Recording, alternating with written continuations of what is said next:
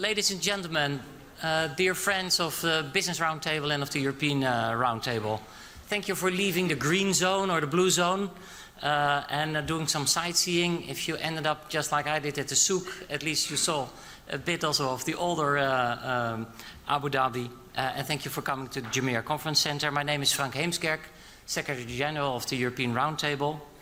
The world is messy. People talk about polycrisis. It is unpredictable. But I do know two things for sure. The first thing is that only when companies are part of the solution we can tackle climate change. And all the companies here want to be and are part of that solution, small and big. The second one is such an approach can only be truly effective and truly innovative if we work across the ocean, transatlantically, like the ERT and the BRT are doing. So therefore, I'm really looking forward to the program today. 2 hours, very interactive, lots of changes, great speakers. So I will give now the floor to Manny Maceda, worldwide managing partner of Bain and Company, who will moderate the first panel. Thank you so much.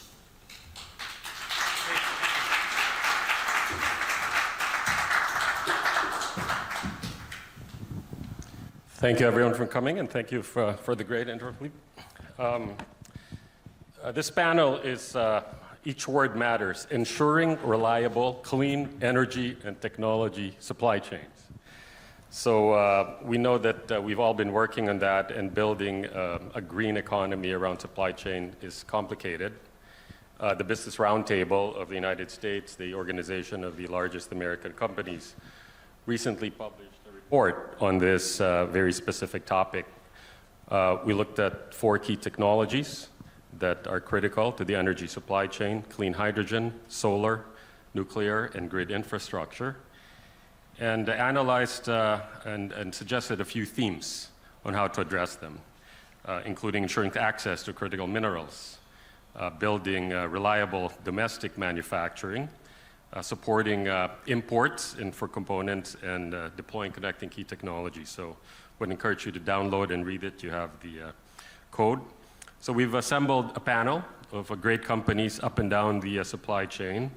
The most upstream, Rebecca Kujawa, CEO of NextEra Energy Resources, the global leader in the generation of renewable energy, wind, solar. Following down the supply chain, perhaps midstream, Hilde Merete Asheim, the CEO of Norsk Hydro, a vertically integrated aluminium producer, and then George Oliver, the CEO of Johnson Controls, a global leader in smart and sustainable buildings, so maybe the most downstream. Maybe we'll start with George and Rebecca, just the challenges that you face as you try to build a sustainable green energy supply chain. George, I'll start with you. What are you seeing? Sure. Again, George Oliver, Chairman and CEO of Johnson Controls, and it's great to be here with all of you today.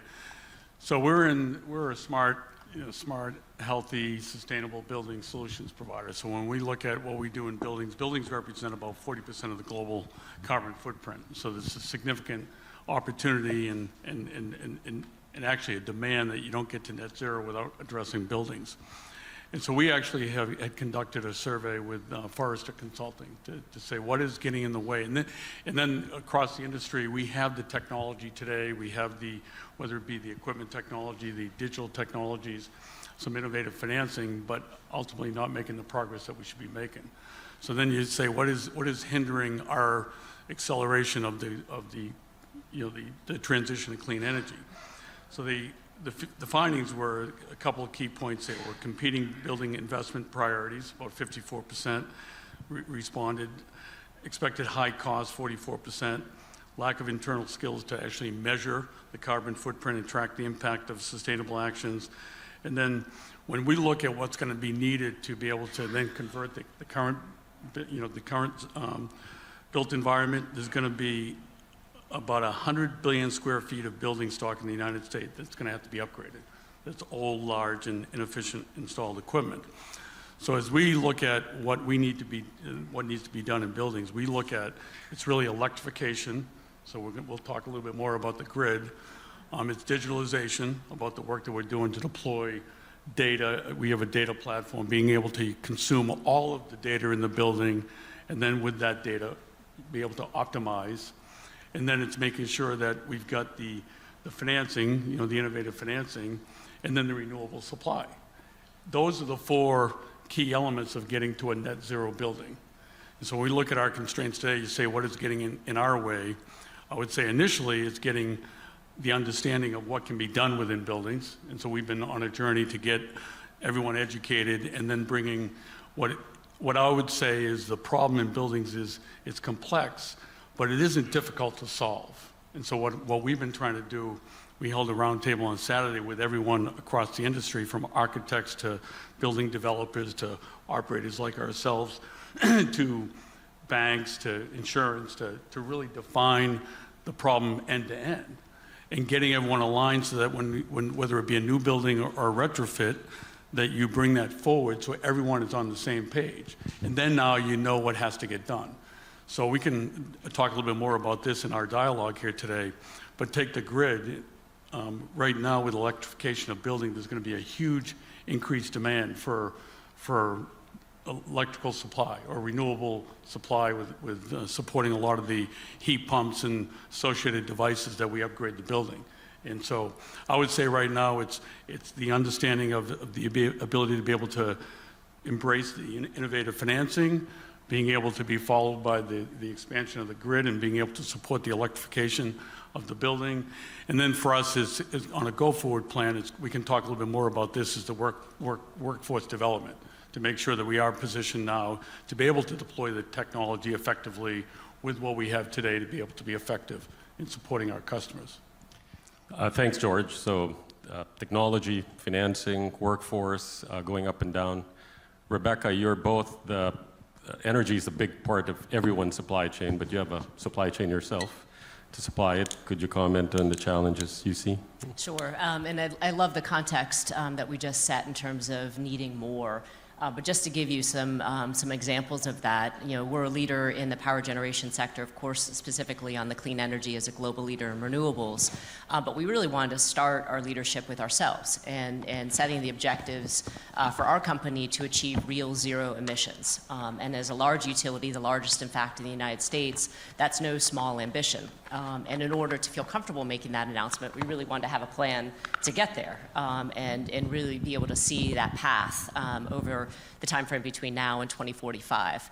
So the context I wanted to provide is that we currently, to serve that utility, have about 25 gigawatts of generation today. And we serve those customers, in my opinion, very well with that 25 gigawatts.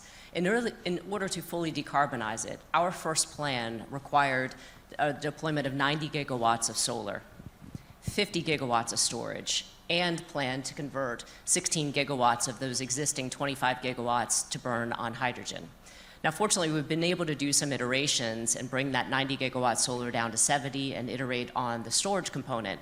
But just that context of going a 25 gigawatt system to well over 100 gigawatts in order to realize a global transformation in just the renewable sector, just in the energy sector, the electricity sector, before you even think about converting other types of energy consumption to run on electric load. So the first answer is more. We need more of everything. Another simple example is transformers, which is a critical piece of electrical infrastructure to connect generation to the electric grid.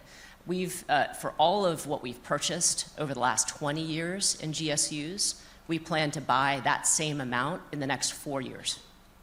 So there is a massive ramp up in the global supply chain that needs to occur, not just in the simple example that I gave you, but throughout all of that supply chain.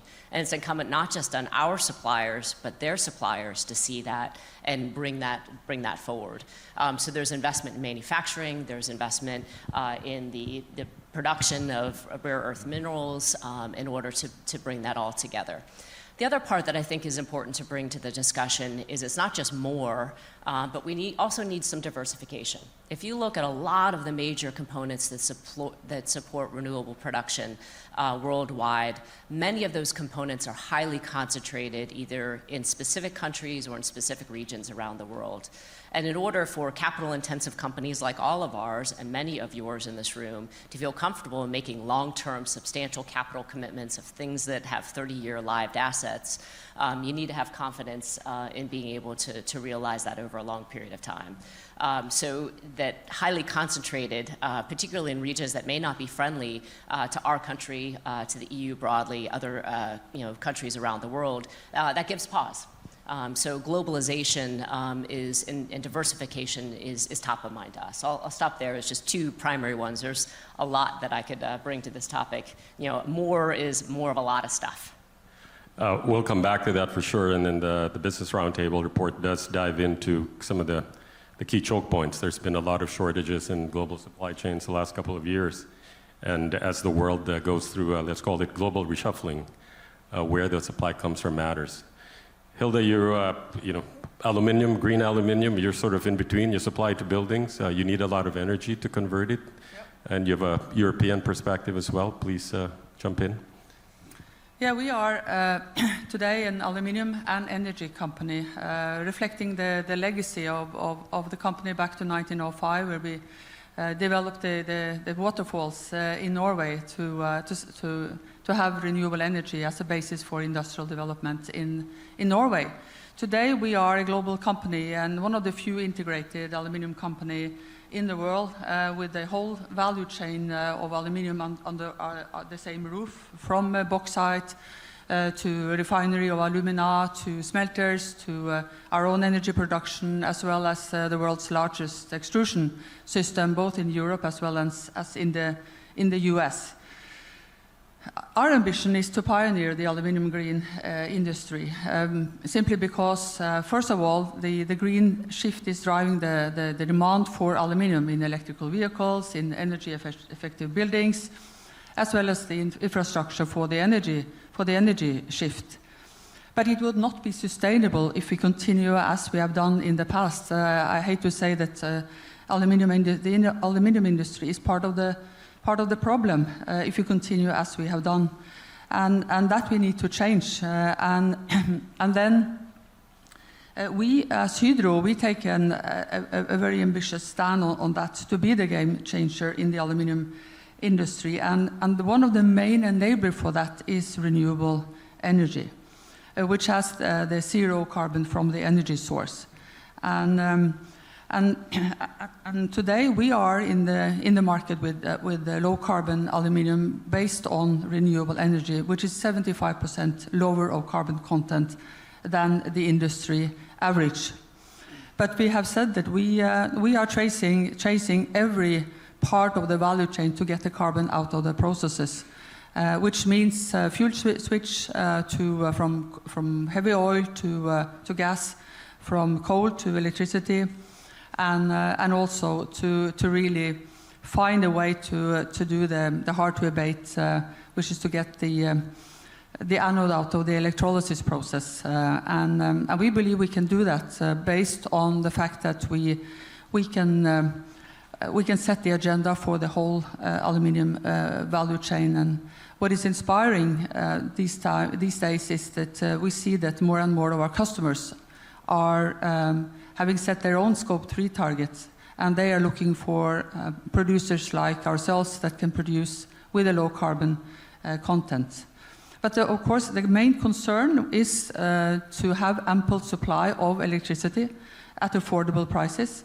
And we have seen, particularly in Europe, especially after the invasion of Ukraine, that the energy prices spiked, and 50% of the aluminum industry had to close down due to that fact. And so that is the main concern, that we are able to develop more renewable energy, and that we are able also to take the dialogue in terms of consent to build more wind parks, for example, to build more solar park, because there is a lot of not in my backyard opposition, And we have to take that dialogue to be able to convey what renewable energy can create of opportunities for the planet, but also for workplaces, for welfare, because I think that is also missing in the sense that to get the speed, because the speed is simply not high enough in terms of renewable energy development. Thank you, Hilda, and we'll come back to the energy value chain more broadly, but I would love to do a sidebar, because you mentioned, Rebecca, what you can do within your own walls, and even with Hydro supplying your own energy. But you're also working with other players in the supply chain. I was in the audience the other day, Hilda, when you signed an agreement to supply green aluminum to Volvo, and then Martin signed an agreement to supply electric trucks to you. So could you share the concepts behind working with up and down the supply chain, as well as potentially with competitors?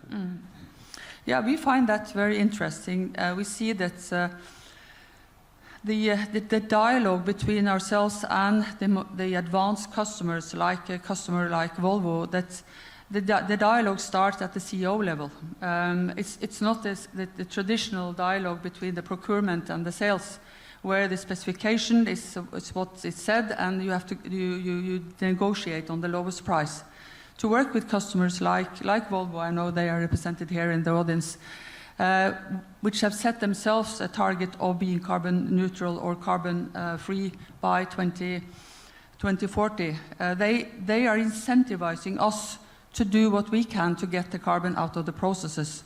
And then we, again, with our Scope 3, we are looking for suppliers that can deliver low carbon materials. So what is interesting is that it's like a systemic shift that is taking place.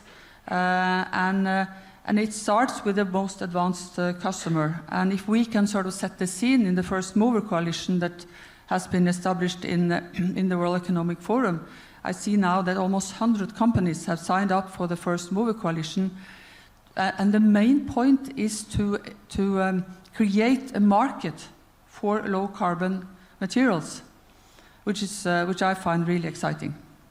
Thank you, and I've been excited about that. And you've also mentioned that, for better or for worse, the importance and the role of the CEO matters. There's especially now more than ever, so that it's clearly a strategic priority when there's so many different priorities facing companies. Rebecca, back to you. The root, or maybe the core product for most supply chains, is clean energy. So you mentioned some of the challenges. Could you go deeper into what are some of the solutions, how you're pursuing it, and maybe what your customers are seeing or demanding from you? Yeah, absolutely. As we think about the progress and the great, stock take that we are doing here at COP28 now, it's great that we have bent the curve on emissions. But if you start to dig into where that's occurred, it's predominantly occurred, almost exclusively occurred in the U.S. in the electricity sector. And we've accomplished that through, of course, the deployment of significant renewables, paired with the transition to fuels that were lower carbon emitting in the first place. So a transition away from coal technologies, oil producing, and to more efficient combined cycle natural gas plants. But I would argue that bending of the curve, that progress that we've made, including the now 15% of generation in the US that's produced from renewables, was likely the easy part. And I see that with a lot of our corporate customers as well. The first utilization of renewable energy usually is the easiest. And as you progress into using more and more, and particularly get it to match your entire load, like the example I gave for an entire utility, the challenge becomes more significant. So I think the keys to working through that, of course, are continued deployment of renewable energy, both wind and solar, fortunately, notwithstanding the change in price over the last couple of years due to supply chain disruption, inflation, and costs of capital.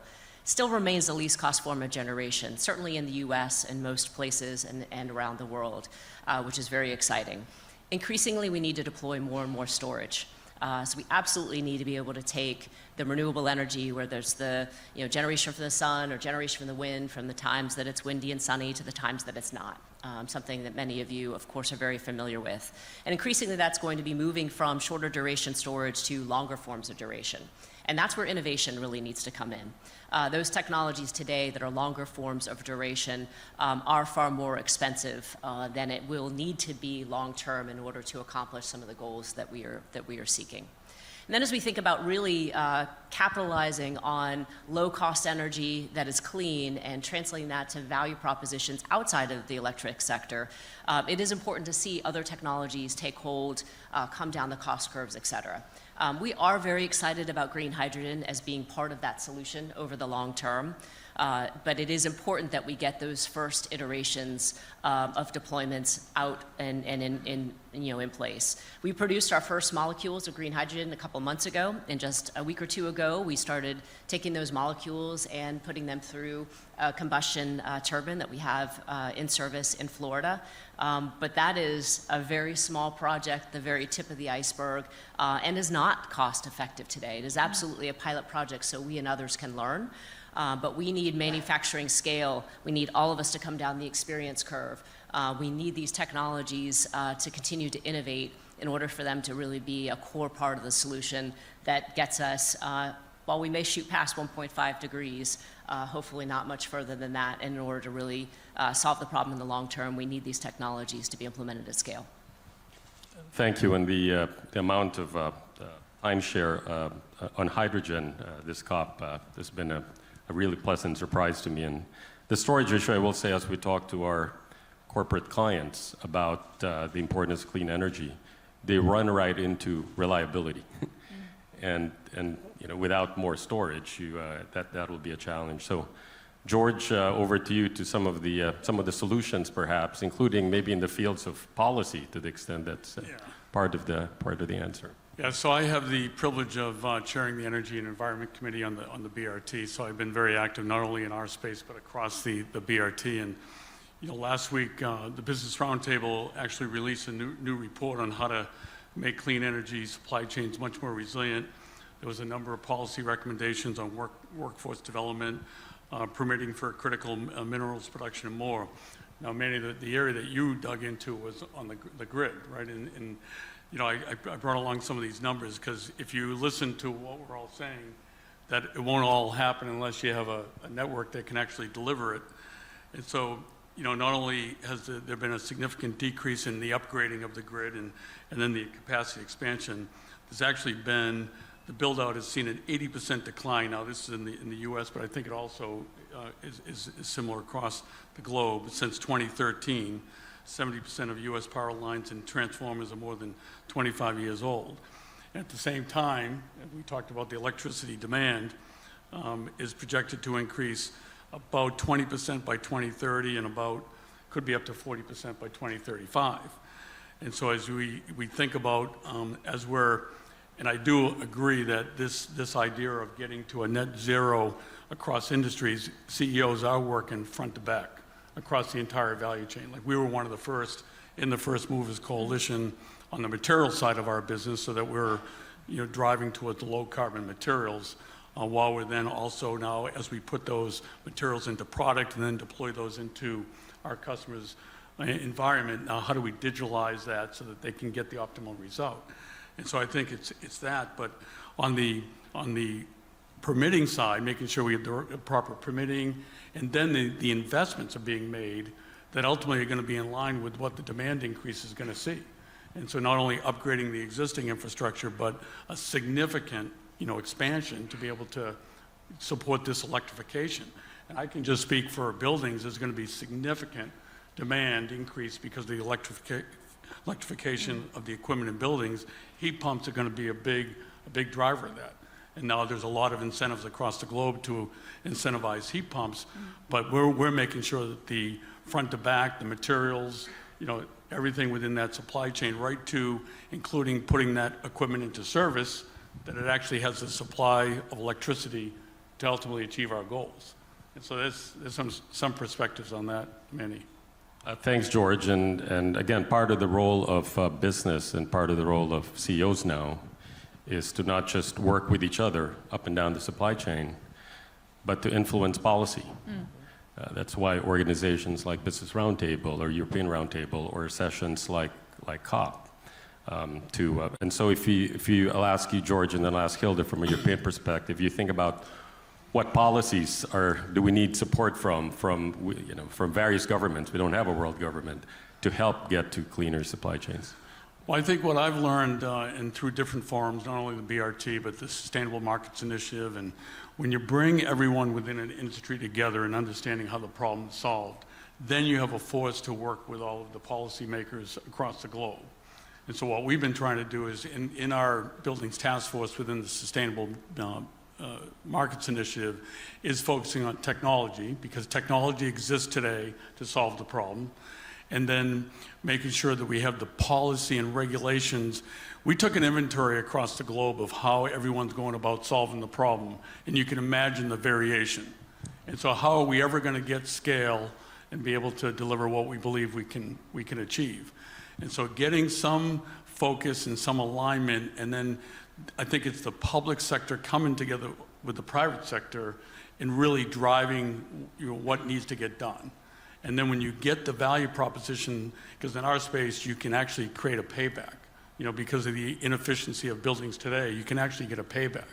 And so if you have the right incentives, the right building standards, and you drive those uniformly across the board, you can achieve a significant reduction of carbon.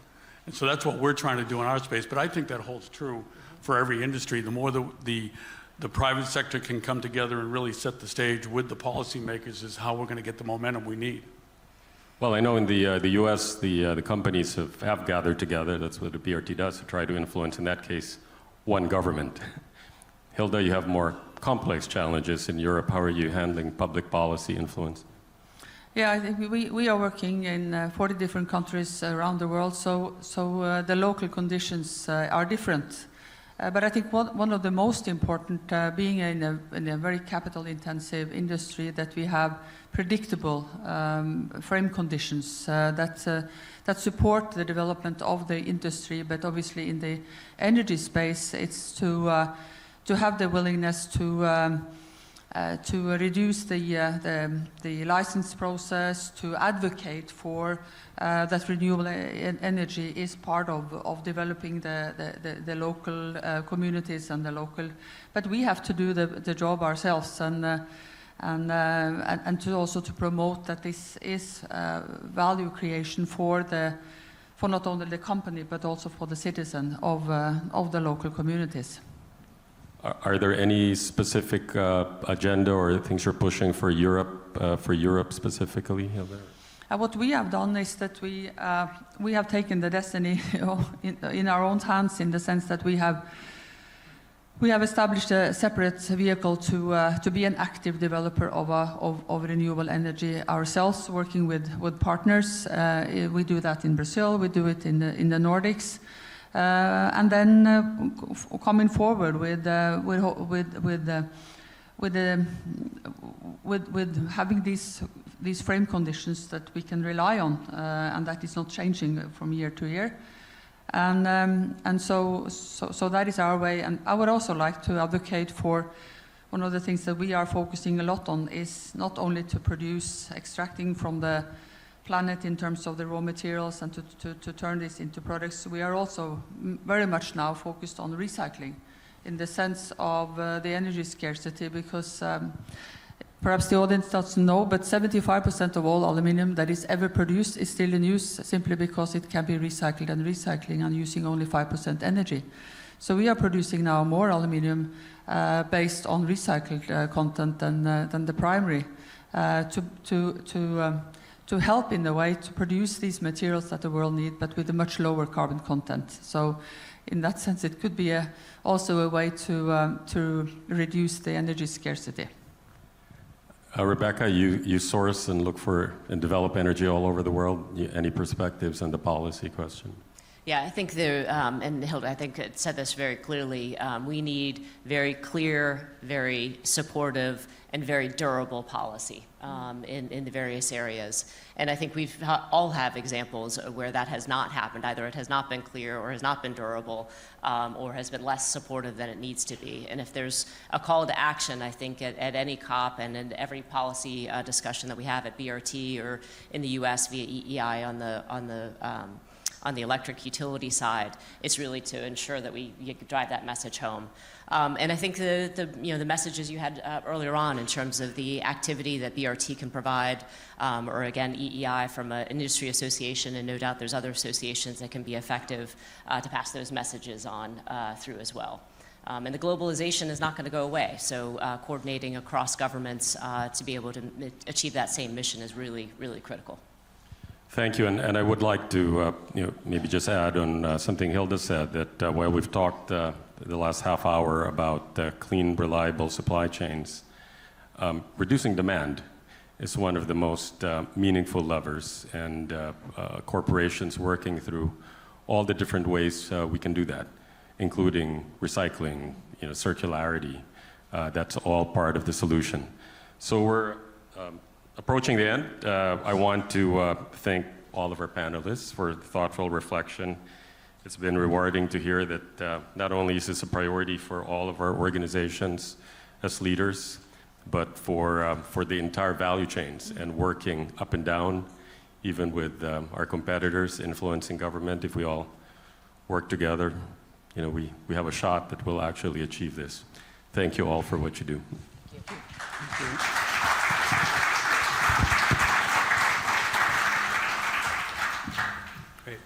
Thank you very much for that great panel on ensuring reliable, clean energy and technology supply chains.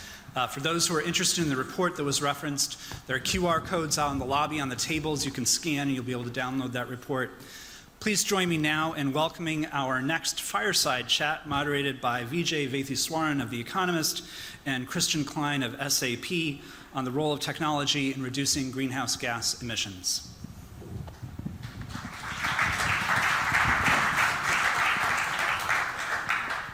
Thank you, ladies and gentlemen.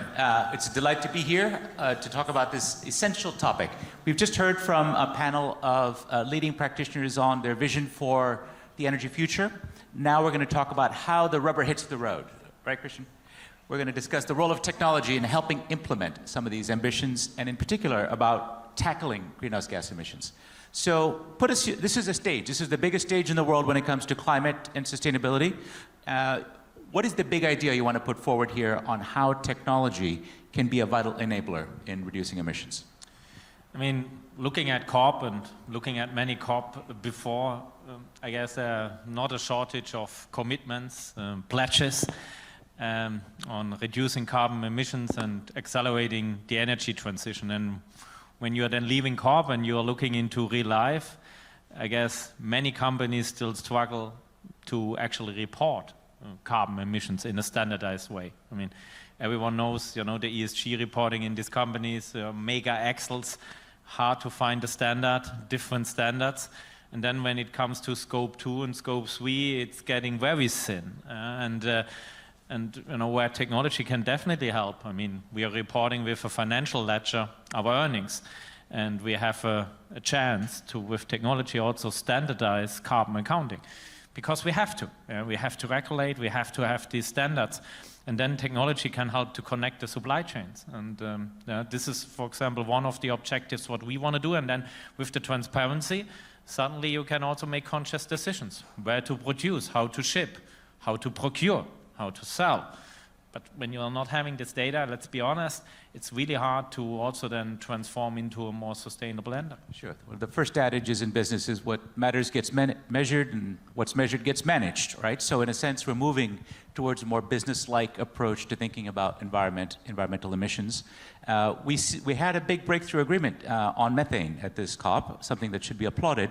And one of the important dimensions, I think, does concern measurement, verification, monitoring, and I'm curious to know what you think. There's obviously, in that specific example of methane, the second most potent greenhouse gas, we have a range of different monitoring technologies, standards that are not consistent, measurement metrics that are not convergent.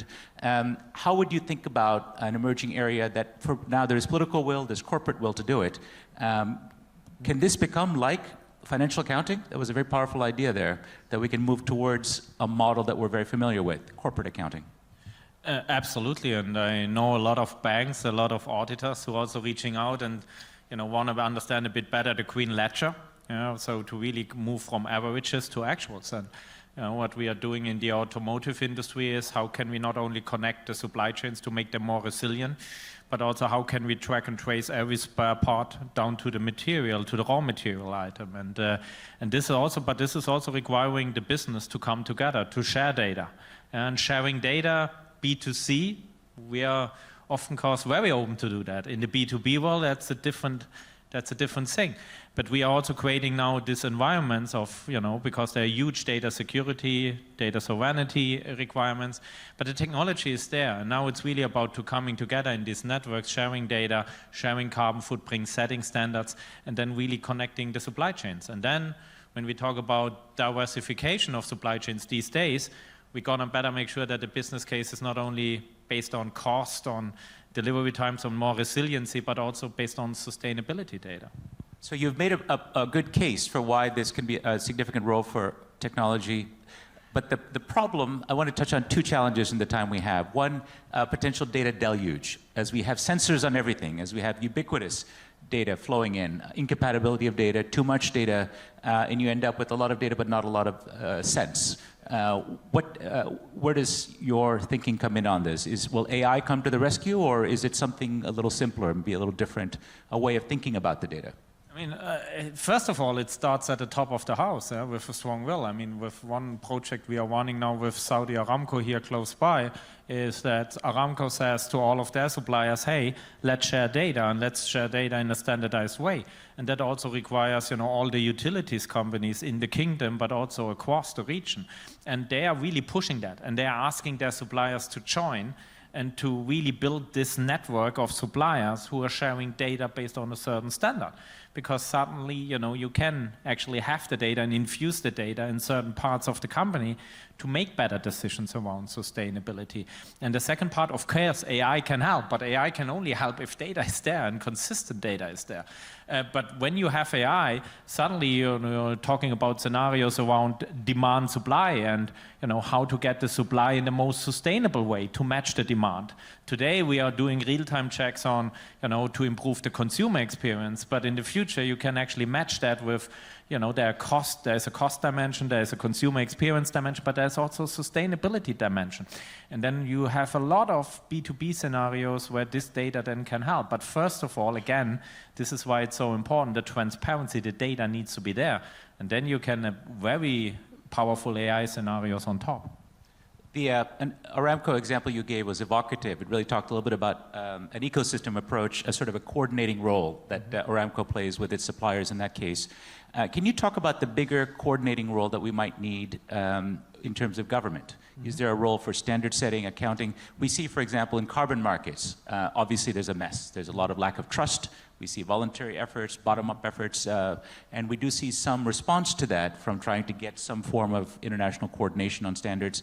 Where do you think government fits in versus bottom-up efforts? Governments play an important role. I mean, looking at, for example, another collaboration we are doing with Adidas or Stella McCartney, I mean, they are all welcoming the EU ideas around green taxes. But their business is not only happening in the European Union. So they need a global regulation. And so we need global standards. We have to have governments coming together and set a global framework. I mean, the supply chains, which is good, are still global. Businesses are still global. And it's very important. I like the idea around green taxes. I guess it incentivizes the right behavior. But again, in order to have a green tax, you need to have a standard, because otherwise how can you tax when you are comparing apples with bananas? And the second one is you need to have a global framework, because businesses are global, and you cannot have something like that only in the European Union, because it's also about the competitiveness of this market. And we know what over-regulation means in the European Union. We need not more of that, but we need some of that, but as a global standard, as a global framework. Now, you know that the European example you invoked, it sounded a little bit like the CBAM, the trade agreement on imports that's about to come into force. We saw something similar with the European Union passing its standards on methane, which will affect imports of energy, including LNG. So we are seeing a certain extraterritoriality from Europe on this. Is this going to lead to positive outcomes? Do you worry about distortions? I'm actually convinced. I really want to see it from a positive angle, and I'm convinced that all of these initiatives will lead to the right outcome. But again, I'm always a big fan of also then holding leaders accountable. We are accountable. I mean, we made big commitments, and today, actually, it's very important then, you know, that after COP to also check what is happening and to how do we follow up on all of the pledges. And I guess that comes back to the data point. So I'm very positive. And look, before COP, I mean, everyone, sustainability is high on the agenda. But here you come back, you actually have a lot of ideas, you get a lot of new ideas, you can talk, you can build new partnerships. So it's very positive what is happening here. What really matters is then when you're back home, how do you take action and how do you really embed sustainability, you know, in your core operations? I mean, every CEO knows that. I'm sitting in front of a ton of business cases. This week we are making portfolio discussion. Do I invest more into features and functions, or do I invest more into our sustainability capabilities? Or when I'm making conscious decisions around our supply chain, where to procure, is sustainability a dimension in that business case? We're all making these choices between profit and sustainability, and I feel both is possible, but again, this also comes back to the data. You have to have the data to make these decisions, and for me, it's not like a trade-off. It can come together, but the transparency is key. I'm reminded of the old Cold War slogan, trust, but verify. And it sounds like data, of course, measurable, third-party, accountable data particularly is a key part of it. In just a very brief time we have left, what is the limit of technology? Can you give us a quick insight as to what technology cannot do in this fight? To keep it very practical, I mean, and I want to start with our own house, with SAP. I mean, when we made a decision that we source only with green energy, my product owners were not immediately happy because the TCO for green energy is a bit higher than for traditional energy. Or when I told my employees that we are going to drive electric cars in our car fleet and nothing else than electric cars, they were not all happy, and because the infrastructure, you know, in some places in the world is not really good. But I said we have to role model that, and I guess it's, you know, this is what technology cannot do. We have to take action, and we need to lead that from the top. And sometimes you also need to face a little bit the headwind in order to do the right thing. Because if we always start, you know, to sit a little bit back in the comfort zone, I don't believe that we will be fast enough to fight the climate change. So people, ultimately, technology has to be in the context of people, of culture. Powerful words to end on. Christian Klein, thank you very much. Thanks a lot.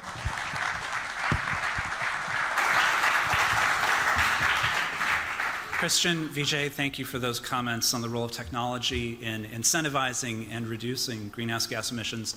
Please now welcome to the stage Rich Lesser, Global Chair of BCG, moderating a panel on enabling the energy transition, infrastructure, incentives, and regulatory frameworks.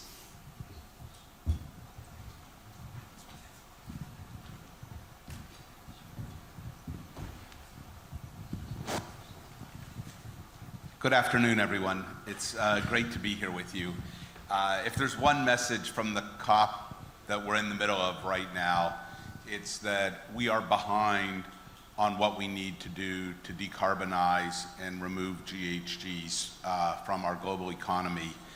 We have enormous work to do to catch up. We're in a world where greenhouse gases are still growing at 1.5% a year when they need to be shrinking at 7% a year.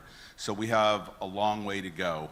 And I'm fortunate, and I'll introduce them both in a second, to be joined by Miguel and Pedro, which are two CEOs whose companies are trying to lead the way in that journey. But anytime you get CEOs in private and you talk about what are the challenges and what's required to go at the speed that they often want to go and that we all need to go, you quickly end up in a conversation around how can we work together between the private sector and government in its regulatory capacity and its support for infrastructure?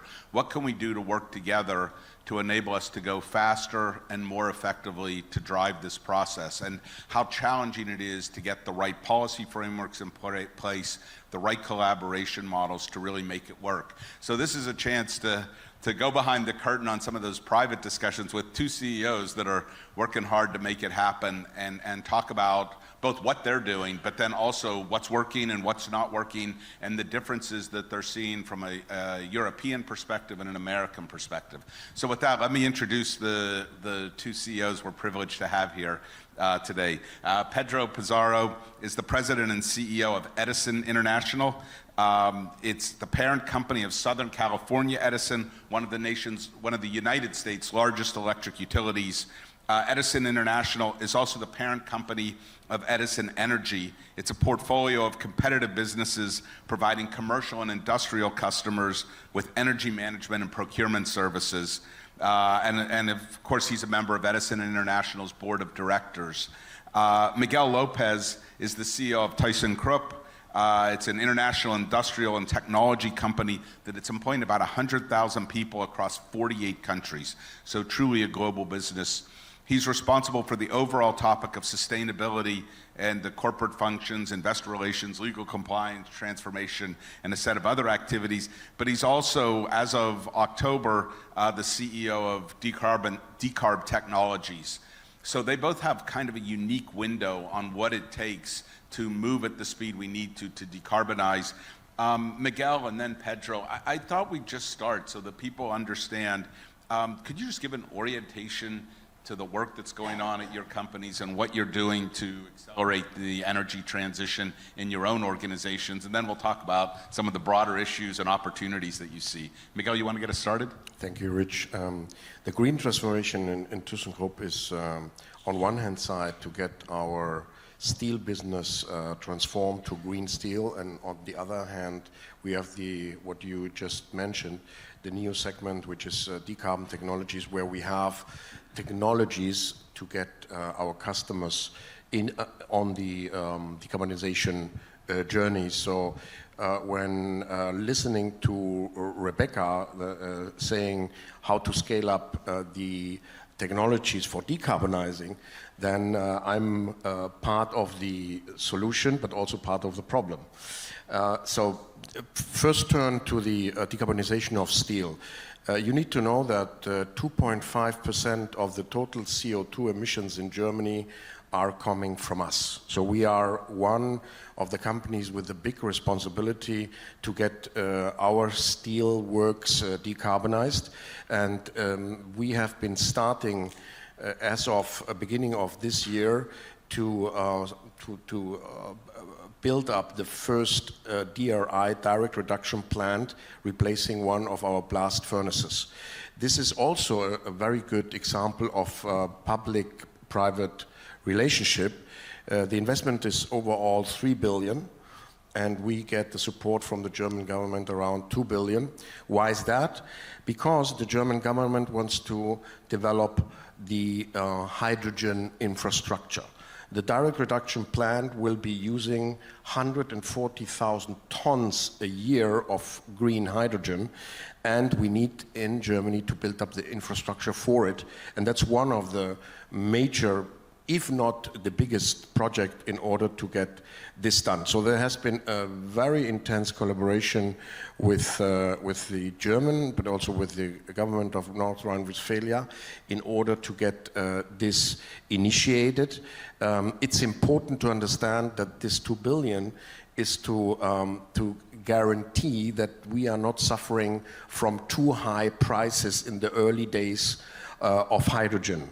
And of hydrogen use. That's the mechanism that was built in. So I think a very intelligent way in order to speed up this hydrogen infrastructure and usage. So this plant will be going into operations 2027, and as of 2028, we want to have enough hydrogen to build this up.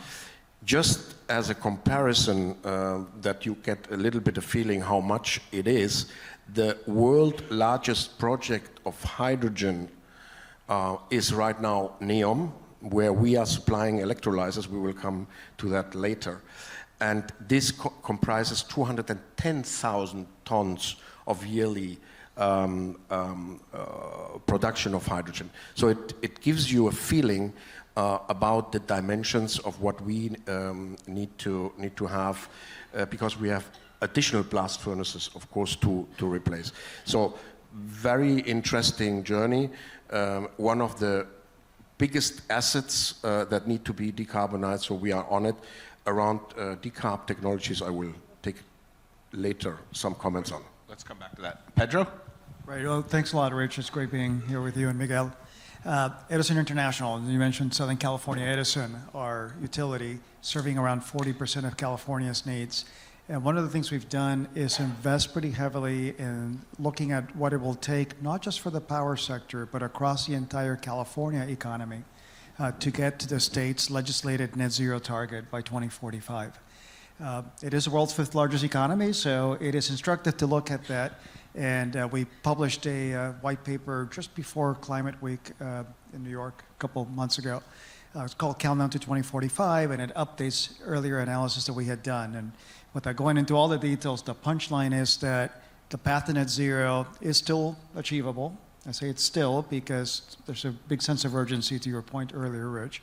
And the most affordable pathway to get there for the economy we see as being one that triples the amount of renewables that are flowing through the grid today, uses a lot more storage in order to balance the intermittency of renewables, has a strong electric grid to move what will be massively larger amounts of power around the system. We forecast that California will be using about 80% more electric power than it is using today by 2045. And then takes all the clean energy and uses it to electrify a lot of the economy. So we see just a couple examples, 90% of passenger vehicles being electric, 95% of building, space and water heating being electric. Some things that are harder to electrify in the economy will then need clean fuels like clean hydrogen, and we'll need carbon capture as well. And I think in the earlier panel, I forget if it was George or Rebecca who mentioned the importance of energy efficiency as well. Maybe it was Manny, actually. And so, all of these pieces put together chart a path for California to get there, and one that's instructive for the rest of the country and globally. One other lens that we get on the transition through Edison is through Edison Energy. Today, Edison Energy is serving a bit over a quarter of the Fortune 100, I think, number of companies in this room, and helping them with sustainability globally. And what's interesting is to see the commitment that, frankly, so many of you and your companies have to the transition. And some of you are doing it for sustainability, for reliability, for resiliency, many cases for affordability too, because the economics are there in a number of cases. Final lens that I get personally is that I have the privilege this year of being the chair of the Edison Electric Institute, which is the organization that represents investor-owned utilities throughout the US, and we have a number of international members as well. And this transition is not just about California, or not just about a few states, or not just about Europe. It really is a global transition. In the United States, we've seen my member colleagues be on a journey that, if you compare where we were in 1984, well, it turns out that if you look at 84 to today, the emissions coming from the sector are the same. The power use has gone up by 73%. So that's a pretty remarkable transition already. That said, we all know we have a lot more work to go. And maybe we'll get into this a little later, but when you think about what I described for California as an example, there is so much that needs to be done in the next couple of decades, and I'll leave you with just a little soundbite that illustrates the challenge. We think it'll take something like $370 billion in investment statewide, not just by us, for large-scale renewable storage and the grid piece. That doesn't include the investments by other sectors of the economy for electric appliances. But just on the grid piece, to give you a sense of how much we need to step up the pace here, if you think about the pace at which we've added transmission, the big wires over the last decade, we will need to quadruple that pace over the next 2 decades. If you think about the pace at which we've added distribution wires, we'll need to go 10x that pace. So there's so much investment needed in the economy, certainly in our sector, but in all other sectors as well to get there. And we are running out of time. So the sense of urgency is critical. So these are great topics to dig into. There was one thing I neglected to say at the beginning, so just give me 10 seconds to do that, which is Minister van der Straten, who was supposed to be joining our panel. She is in the midst of all the things going on with negotiations and government officials and got caught needing to stay in the blue zone. So that is why you don't see her up here. And I meant to extend her regret. She felt very bad not to be here. And so I just wanted to pass that on from her to all of you. But now let me come back to this. So between you, I feel like you're highlighting both the critical challenge around new technologies, hydrogen, and all that we need to do to build renewable capacity at scale and storage capacity and all of these different things, and the challenge just to scale up dramatically. You were talking about the scale of what you need to build, and obviously the numbers you just quoted were kind of astounding. There's no way this stuff happens without, it feels like, an effective collaboration between government and business, both to enable and incent and support you, but also to remove the obstacles. The top one I often hear the most is permitting, but I'm sure there are others that you guys encounter as well. Could you just share what's working and what's not in your experience with government as a partner to support and encourage you on the journeys you're on? And then we can compare and contrast some of the differences we see between Europe and the US, but you're also in California, which has its own unique ecosystem in and of itself. But let's start with what works, what doesn't work. Well, in our case, I have to say that German government has been extremely supportive, and also with support from the European Union. So I believe everybody understood that it is extremely important to have a strong steel business in Germany, to have a strong steel business in Europe, and to support that we are also creating the right opportunities in order to have a long-term security on the supply. This is the reason why it worked, and you know it's extremely important because you have to understand it's 80% of our customers are within a reach of 500 kilometers. So that's fundamental. I believe there are some areas where a lot of work need to be done, and we as citizens, not only politicians, but we as citizens need to be much more supportive and aware. There's a lot of talks around permitting in this COP, and not only in this COP, all the other events that we have in the last 10 years they were turning around the permitting.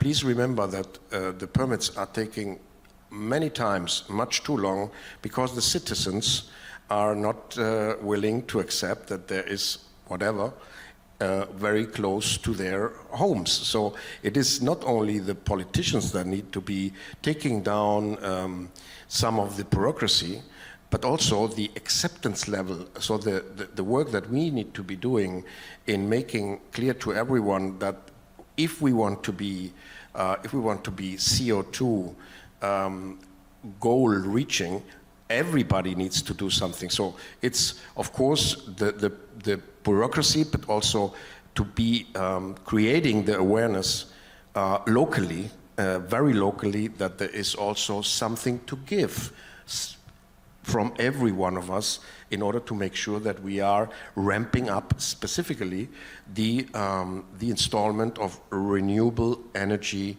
capacity. So think about last year, we installed worldwide 300 gigawatts, so 2022, 200 gigawatts, and we needed for achieving the goals overall 1,000. So it was a big failure, and of course this is adding up and making us not being really achieving the overall goals.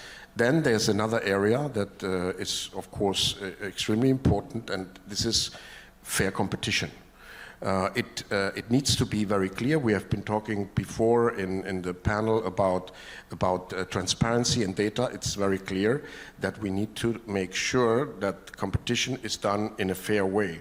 At the Siemens panel the other day, we were talking about the blockchain technology so that you can basically put the footprint of the CO2 to the coil of steel.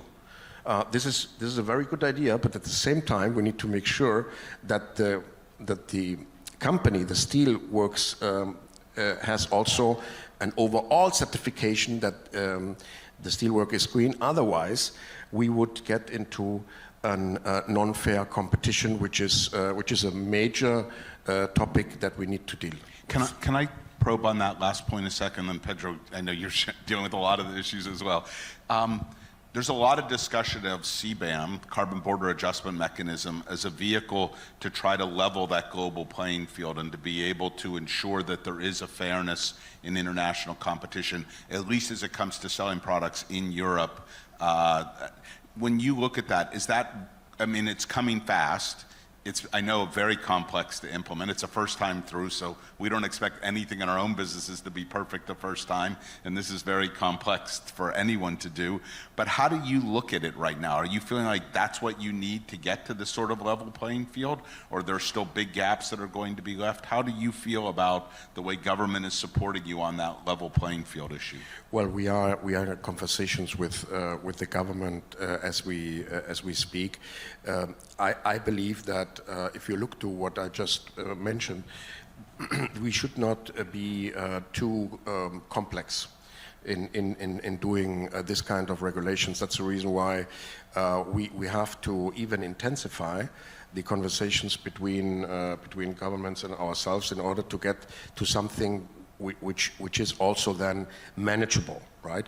Because too high complexity will always will not necessarily serve the purpose and will always confuse more and cost more than the more straight things. Yesterday, another very interesting experience on a Roland Berger panel. They identified the worst 1,000 assets in the world, non-energy. So it would be easy to say, okay, let's now, we being one of them, so I'm also in that club, and identifying the assets, the real assets that need to be decarbonized, and giving them somehow a price tag. And a time by when it should be decarbonized would help a lot in this discussion. Just as one example, very easy. Right. It's an economic price on carbon in a sense, which is one of the things business leaders, I know from my years on the Business Roundtable, it was one place that the CO came together quite strongly, is we needed some sort of pricing mechanism on carbon to drive the right actions in a more efficient way and not an overly complex way. Okay, so Pedro, you're living at the front lines of a whole set of regulatory challenges. Could you speak from your end about what elements of your government are supporting, enabling, and allowing you to go somewhere close to the speed you articulated? Which things are still getting in the way of your doing that? Sure. So let's start with the successes, and I don't think I need to belabor this one, but you've seen what the federal government has done over the last 2 years. The IRA, the bipartisan bill, the CHIPS and Science Act, all of those are bringing significant investment and helping to bring down the cost of the transition ultimately for our customers. So that's really, really good. And it's not just about the big projects, it's about, well, frankly, all the way down to the end-use consumer. My favorite part of the IRA, some of you may have heard me say this in other panels, but it's the $4,000 used electric vehicle tax credit for low-income people. All right, so that make sure that it's not just about the fancy EVs that probably a number of us might have, but it's also about the small EVs, second or third hand, coupled with programs like what Southern California Edison has, and so we have a charge-ready program that's helping to deploy chargers across the area, 30,000 chargers, and about half of the $400+ million in the program is being targeted to low-income and disadvantaged communities. So IRA, the other pieces of legislation working well, and I also say subnational level, if you look at a number of states, and the policies they set in place, like California with its net zero targets, but a number of other states that also have their commitment to the clean energy transition. Okay, let's talk about the challenges, and I'll take two broad sets. One, yes, you give the lead line there. It's siting and permitting. If I had a magic wand, that's the one thing I would change, right? Today, it takes 10 to 12 years to build a transmission line. Actually, it only takes about 3 years to build a transmission line. It takes about 5 years to get the permits in place. There's some other time for planning and design and engineering and things, fun things like that. So it is just not tenable. Right? And if you believe what I shared with you earlier about needing to quadruple the pace at which transmission gets added to handle the amount of electricity needed for the transition, we're just not going to solve, with the current siting and permitting process. Miguel made the point about people not wanting things in their backyards, and that is true. And so, frankly, part of the role of government here needs to be to come in over the top and say, yes, we have multiple objectives across society. Yes, we must ensure that we have a process that enables voices to be heard, but at some point we got to cut the discussion off, right? And bring it to a close. And the reality is right now, the process can get really jammed up and take years and years and years. And meanwhile, we might be solving for one issue of, a view shed for a neighborhood or perhaps an endangered species that might be impacted by a project, but meanwhile, we're letting the planet boil. And so need to get that traction on the siting and permitting side. We had some encouraging first steps in the Fiscal Responsibility Act. There were some initial steps in the U.S. around helping to streamline the NEPA process for the severe environmental geeks. It's a National Environmental Policy Act, so it's one of the key pieces of federal level siting authority. At the state level, in multiple states, you're also hearing the same sort of discussion, so we need more work there. The other challenge I'll bring up is that there's appropriately an intense focus on affordability. And so we're seeing opposition to projects, particularly when you look about it in a regulated utility context, or you're going through a process at a public utility commission. You got interveners who might come in and oppose projects. And often you're seeing those concerns be all about affordability. We can't afford to do this project right now. It's going to add too much to the electric bill. The challenge there is that without making these investments, we're not going to get to the finish line we're talking about here. The encouraging news that came out of our analysis, its countdown to 2045 analysis, though, is that because electric technologies are so much more efficient than fossil fuel-based technologies. Think about, my electric car versus a gasoline-powered car. Well, I'm losing a whole lot less energy to friction and moving parts and all of that. It's much more efficient. So you're putting less energy in for the work that you get out. That efficiency pickup drives a great result. The electric use is going up. The electric rates are going up, though, at the same time because of the all the investments that are going to need to be made. So from a consumer perspective, both P and Q are going up, and so the electric bill is really going up over the next couple of decades. However, you can't look at it in isolation because it's a transition. So you need to look at the total energy bill, since the electric bill is going up in large part because it's displacing the gasoline bill or the natural gas bill. You add those bills all up and you look at the energy bill, our average consumer in Southern California is going to see a 40% lower total energy bill in 2045 when they've electrified. So from an affordability perspective, that says that making the investment up front has a great co-benefit economically at the back end in bringing down the total cost for that household. And oh, by the way, there's also the co-benefit of better air quality and a different experience for the consumer. So challenge in helping regulators, policymakers, and consumers understand the multiple value streams that come from this transition. It's not just about removing CO2 molecules. So in the final couple minutes for each of you, Pedro, I'm going to start with you because it sort of builds on what you were just saying. So where do we go next in strengthening the relationship between government and business to go faster? I must say, I'm an optimist by nature, but one of the things that gets me the most down is the stories around 5 and 10 year delays to put in infrastructure when you were both quoting numbers about you know, the multiples that we need to build in a short time versus where we are today. And so, but if you could pick the two issues you think there's the biggest opportunity for governments and businesses to work more collaboratively, more effectively to get us on the kind of pace we have to be in, I'd just like each of you to share that. I think it'd be great learning for all of us. Yeah, look, I think it starts with continuing to engage and communicate and educate, right? And so I feel for policymakers because they are in the crosshairs, right? Whether it's an elected politician or appointed policymaker, they are making these tough cross-economy choices, and particularly coming off of the pandemic, coming off of a high inflationary period, consumers are hurting. And so I think for us as industry, regardless of the sector, continuing to educate on the need to make these investments, not just for climate change mitigation, but we didn't really get time to talk about this, also for climate change adaptation. There's a level of climate that's just locked in now, and we are going to see 3 feet of sea level rise and 20% more wildfire risk, and much more extreme heat in California, certainly. Every region has its climate impacts.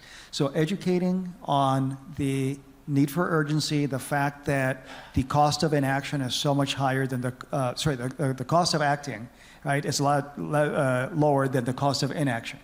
It's been a long week already, Rich. And so making sure that we are getting that message out there, then we can collaborate on the details underneath that, right? But at least getting that common sense of purpose, then we can engage on, well, how do we think about siting and permitting? How do we think about this building electrification project? How do we think about deploying more chargers? Then we can get to those details. Miguel? I think we can learn one from the US. I think the IRA was a very good solution. We need to make sure that front-runner costs should be helped by governmental support. The second thing is we should put all our effort on ramping up the installment of renewable energy. And there's a second excellent example how to do that, and this is exactly the region where we are right now. You know, the speed that the Emirates do have in installing this renewable energy capacities, but also Saudi. This is something that we need to learn from in other regions of the world. This is amazing, and we should orientate on this good examples, but there will be always the need for having someone taking care of the front-runner investments. Yeah, because the incentives that are needed for that first wave, when you're way too high on the cost curve and way too low on the scale curve, are just very different than the long-run economics of doing this. But they work, right? Because when you think about the incentives we had, say, in the States, and particularly in places like California for solar in the early days, we've now seen, solar panels today are about a seventh of the cost that they were 15 years ago. We've seen that migration then with batteries. Now we need the same sort of support for heat pumps and the next level of technology. I mean, we have in decarbon technologies, we have electrolyzers, we have green chemicals, we have decarbonization for cement plants and also bearings for the wind industry. But it's very clear that it's needed to be scaled up. And then we will bring the cost down. And for this initial investment, there is input needed. And I think, again, the US, but also this region is doing a fantastic job, and congratulations. So I'll just, since I was somewhat pessimistic a couple minutes ago, I will conclude with one of the optimistic things that I've seen in the work that we've done just in the last few months. It was just in the Wall Street Journal a couple weeks ago. If you look at how we've misforecast new technologies and understated their potential, it is really, really striking. And just to build on your point, Pedro, if you say, what were we projecting our solar capacity and cost would be in 2030, 20 years ago, versus how we see it today, we expect now 87 times more capacity in place than we were expecting for 2030 before, and at 1/4 the price. So there were cost declines projected, but they were dramatically lower. And when you look at wind and when you look at batteries, the numbers aren't as dramatic, but it's still like 10x differences in capacity. So when we put the right combination of government support and business driving with entrepreneurial energy, we can go fast and we can go substantially. And I think using today's forecasts as the basis for saying we'll never get there, I think understates that we can really exceed our expectations too. And I think it takes great leadership on the corporate side, the business side, and how they work together as a team to try to take this on. And you guys are real examples of that. So Pedro, Miguel, thanks so much for joining today. Thank you. Thank you.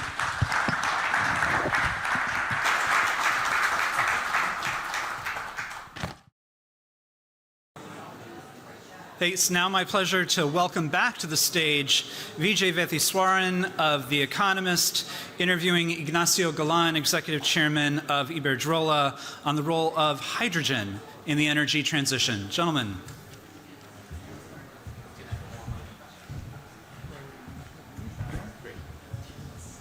Very good. Welcome again, ladies and gentlemen. We are excited to have, of course, Ignacio. The whole room was in anticipation, just bubbling over to talk about green hydrogen. Now, of course, hydrogen is one of the hot topics, as was already alluded to earlier on this stage. And I had the great privilege of visiting one of your facilities in Spain, where green hydrogen is made and delivered to a customer right next door with an integrated facility, solar panels nearby. In other words, the way that you really should do it. No worries about additionality, temporality, regional hour-by-hour matching.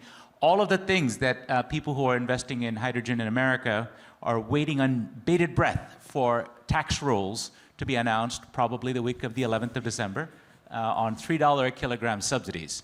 You've figured it out. You've got a template over there. Can you tell us, when you look at the future for hydrogen, whether it's green, blue, white, pink, or other colors, what is the role of the kind of policies that we are waiting on in the US, but which Europe has its own flavor of policy? India has different kinds of approaches. How important is the role of government in development of hydrogen? Well, the first thing is that hydrogen is not the solution, the only solution for decarbonization. I think we've been already the last 2 or 3 years talking about green hydrogen, which I think it looks that is the only solution for that one. So green hydrogen is electricity in the form of molecules, but it's electricity. And I think the green hydrogen is a technology which can be used on those areas where the electricity cannot already arrive. So I think when you can already use the electricity directly, it's no sense to make hydrogen to be transformed again in electricity. So that's why I think is one more vehicle for helping to the decarbonization. So the hard to abate sectors. Yeah, so that's why I think 4 years ago, yes, been everybody talking about that one, and we are a company, but we think a little and we execute rapidly. And I think we decide to go ahead with making already some plans of hydrogen. And what is the use of this hydrogen? So in our particular case, I think we are already making, selling that one for making ammonia. We are selling that one for making methanol. And we are selling that one for the public transport of Barcelona trucks, which I think buses, which is already powered with that one. But there are other small uses as well, which is, for instance, cosmetics and so on, which traditionally we're using no green hydrogen, now is using green hydrogen. So, but green hydrogen, I insist on that one, is a small part of the whole effort have to be made for energy transition and for decarbonization. So saying that, what is the role of the public authorities? So the same one was already when we started with renewables. I think 24 years ago, when I joined the company, we were one utility, as most of the utilities, which we are producing with coal, we are producing with gas, we are producing with fuel, and I think we decided to close our coal power plant and to invest in renewables. And I think at that time we have certain support from the authorities, so through subsidies, or like United States with the ITCs or the PTCs. So the green hydrogen is the same thing. It's a technology which still needs certain support for the time being.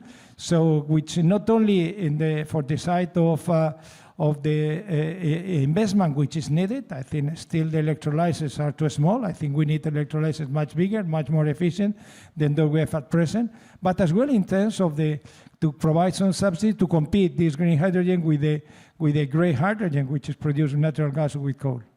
So you level set very usefully by saying this is not a solution for everything, right? If you can make electricity and use it directly, you should do that, because of course there are energy penalties involved in making green hydrogen. So use it prudently for the needs like in the hard-to-abate sectors, but also talked about the need for support. Now, this is not the first time people have been enthusiastic about hydrogen, right? I can remember 20 years ago driving in a Car 4 that Daimler unveiled in Berlin. There was a lot of enthusiasm about fuel cell cars in California. And 150 years ago, Jules Verne, the science fiction author, wrote in The Mysterious Island about how hydrogen would be the fuel of the future. So we've had cycles before. What's different this time? What's going to break the hydrogen hype cycle and turn it into a real, viable, trillion-dollar industry? Well, I think the hydrogen produced at time, we're not today, we have already the possibility of producing the hydrogen with electrolysis.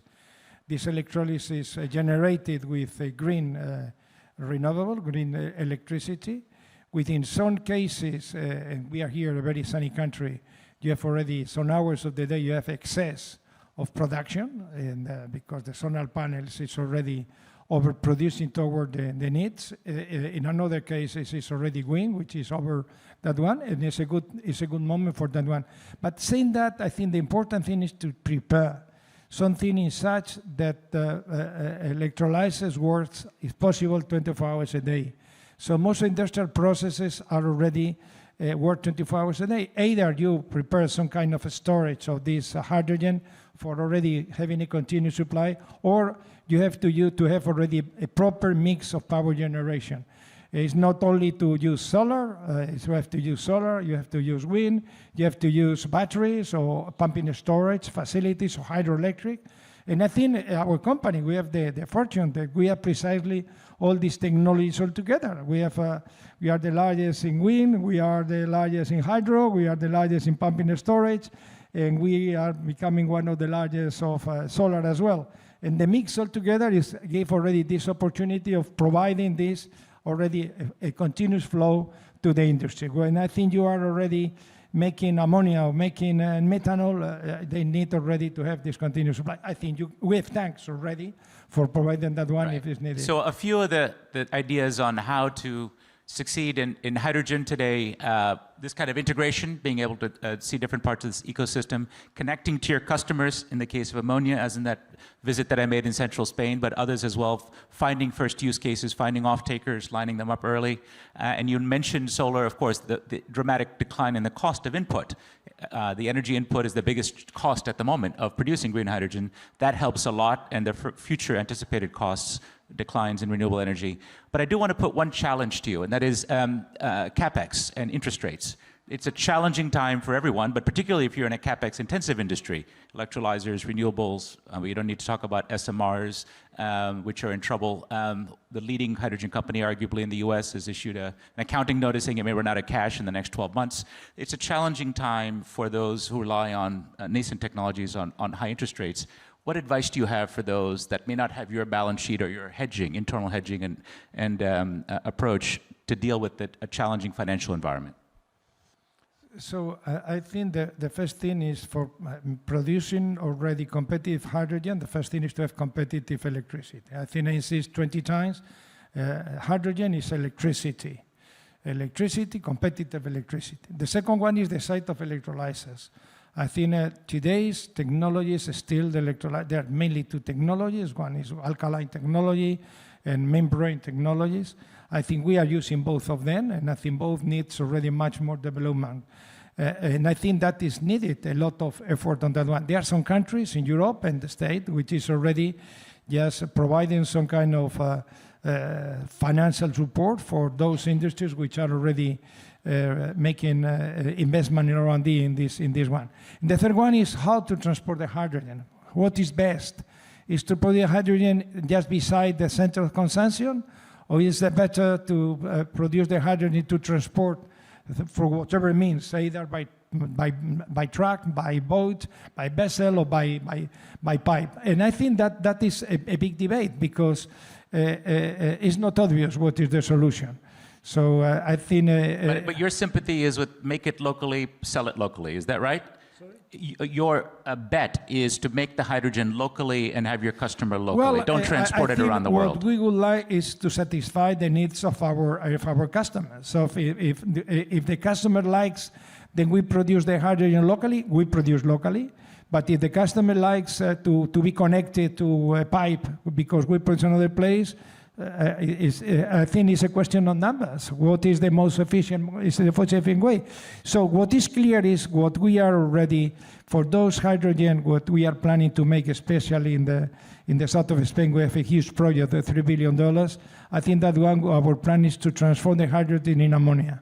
And for the project we have in the north is to transform the hydrogen in methanol, which I think is much easier to be transported by boat or by vessel or by tanks than any another solution. So we are not already massively, for the time being, we have no demand of hydrogen already just in the form of gas. So I think most of the demand we are facing is the hydrogen, with the exception of those ones which are inside of the refineries, for instance, what we make inside of the refinery for the need, but I think most of them is already looking for another alternative uses of hydrogen in the form of liquids. Well, this debate about whether hydrogen will be locally produced or traded internationally will not be solved today on this stage. However, an Australian billionaire has brought a ship to Dubai Marina, an ammonia-bearing ship by Andrew Forrest of Fortescue. So I propose we reconvene on board his ship and continue this discussion at another time. So with that, we're out of time. Thank you so much, Ignacio. Thank you to you. Thank you, Mark.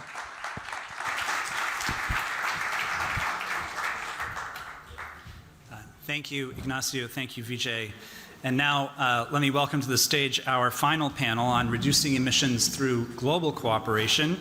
And that will be moderated by Amy Harder of Cypher News. Please join us.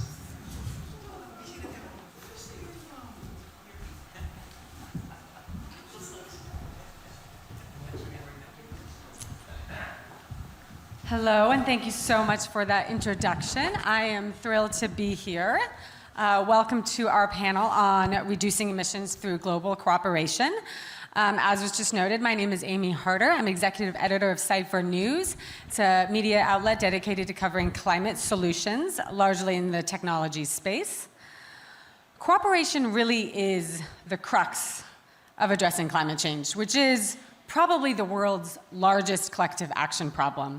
And we have a great panel here with us today representing different parts of this debate so we can tease out some potential solutions. So with that, let me please introduce our speakers. On the far right, we have Axel von Trotzenberg, Senior Managing Director of the World Bank. In the center, we have Andrés Gluski, President and CEO of the AES Corporation, and Dimitri Papalaxopoulos, I got it, B-. Chairman of Titan Cement and Chair of the ERT's Energy Transition and Climate Change Committee. Thank you all for being here with us today.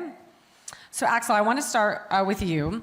The World Bank is perhaps the ultimate convener, maybe second only to the UN itself. What have been some of the big announcements you guys have made at COP so far this year, and what do you hope to get out of them? Well, a couple of announcements. First of all, that we all need to massively scale up.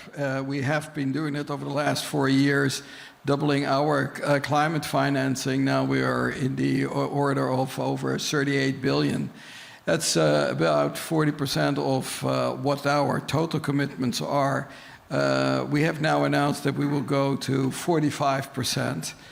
So that's one. The second one is that of the financing that we're providing, it's not only on mitigation, but also adaptation, so that we do 50-50. And this is particularly important for the low-income countries that we do this. Secondly, what we are also having announced is that we do, in partnership with the industry, on the methane reduction, and that is not only in the oil industry, but also in the agricultural sector, and we will scale this up.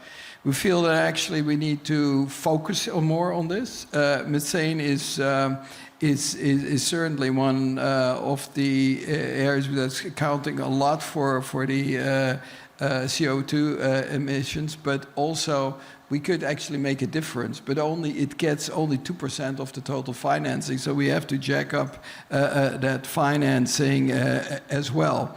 Then what we would like to have is to be an aggressive part of the partner in the energy transition, particularly in scaling up renewables, what we have been doing in the reform process in the bank, and also if you look and listen in the UN at the midterm review on the SDGs, we are hopelessly off track. How can we actually help in this energy transition, particularly also in Africa, combine more energy access, but also with renewables? That will require billions of dollars, and what we would like to have is much, much larger operations. One of that was just launched in East Africa and South Africa, where we had an envelope of $5 billion of our concessional resources, but we would like to mobilize another $10 billion to see how we can get 100 people access to electricity in the next 5 to 7 years. So, good place to be here, so to see how we can get private sector money here. But I think that is the type of things that we will need to do. And then ultimately, we will need to do that together. And one of the challenges we have is to mobilize private sector money. This is particularly difficult in many developing countries, and particularly in the low-income countries. So what we are looking at is how we can de-risk, provide better use of our guarantees. We'll consolidate that. Ajay Banga, who is our new president, he has come from the private sector lab. What you hear from a lot of the conversations is you need more of this guarantee. So we try to pull that together in a kind of one-stop window to actually facilitate better understanding and then hopefully better use of this. So all in all, very good. Tomorrow we'll fly to Tanzania, to Zanzibar, for the midterm review of our fund for the poorest countries. That's $93 billion for 3 years. Here we will need to see how we can mobilize more concessional resources, particularly for the poorest countries, and particularly also for climate action. Definitely, and I know the agreement on the loss and damage fund, the first day of the conference was a really positive surprise, I think, to a lot of people. So maybe we can come back to that. But I want to turn to Andrés and Dimitri, and I have a question for both of you. We've seen really different approaches to reducing emissions between the United States and Europe. The United States is leading with a lot of carrots and very few sticks, while Europe is doing a more robust mix of both, but really leading with a lot of sticks with this cap and trade regime and the border carbon adjustment mechanism, which I know has been discussed a lot. What is each of your assessments about the effectiveness of these different types of regimes? Well, I think what you're looking at is reactions to what the politics would allow. So in the States, to talk about a price of carbon, is just a no-go. So it has to be much more on the level of incentives. But one of the things I think the States did very well with the IRA is really to incentivize innovation. So the Department of Energy is helping with that. Because, let's face it, we're here at this conference and everybody has very ambitious goals. My company is going to triple the amount of renewables from now to then over the next 5 years, $40 billion investment program. But what is really needed is new technologies. So for example, we invented lithium-ion batteries for grid stability. And we actually started some of the first successful ones were in emerging markets. We're in Chile. And today we spun it off. It's in 30 countries, and it's making a real difference. But like that, there are many other things. But the thing I would say that if you look at the challenge ahead of us, just add up how much materials are needed, how much copper, how much lithium. So to me, it's clear that more of the same won't get there. So you need this innovation. So I think what the United States is doing about helping funding that first stage of innovation, but then it's up to companies like us who can really scale this and drive down costs. So one of the things that we've done, for example, is all our innovations, we do open source. We sell it to our competitors to be able to drive the cost down. And there's a lot of talk about, let's say, Africa and these countries. I was in telecom before I came to electricity. And when you think about the digital mobile cellular revolution in Africa, it was really driven by superior technology. It wasn't grants to the African countries. It was making that technology available for them and then letting them know, giving them the opportunity to create new business models. So I think that's what we have to do over the next 5 years, is really get a lot of these technologies that we are working on to a point where they can be deployed in different areas. But I think this panel is about international cooperation. I think the key really will be to make sure that the emerging markets have access to that technology. While mitigation funds are needed, I applaud that, more are needed, but I really think they're not the solution. The solution is having killer applications that can be deployed on smaller scale, that can be easily adapted by these countries, and then letting their markets work. So it sounds like, just one more quick beat on that, it sounds like you think this carrot approach in the US is more conducive to early stage innovation? I mean, most companies won't say no to, no to subsidies. Well, think of it this way. Who's doing that innovation? It really is, in our case, we're teaming up with small startups, with 25-year-olds with a PhD who are working on this. What are you going to beat them with? They really need the capital to start getting those first ideas across. I'm not against having standards. I think the best would be to have a carbon price, because we talk so much about subsidies for renewables and low carbon. All right, what about the subsidies for fossil fuels? The IMF came up with a study. The number the other day is $1.5 trillion. That's real money. That's the European Green Deal and the American IRA together, and they're still about half that size. So that's why I do think that for the innovation side, it's hard to see how you get there with sticks. Dimitri, let's turn to you and get your response on that.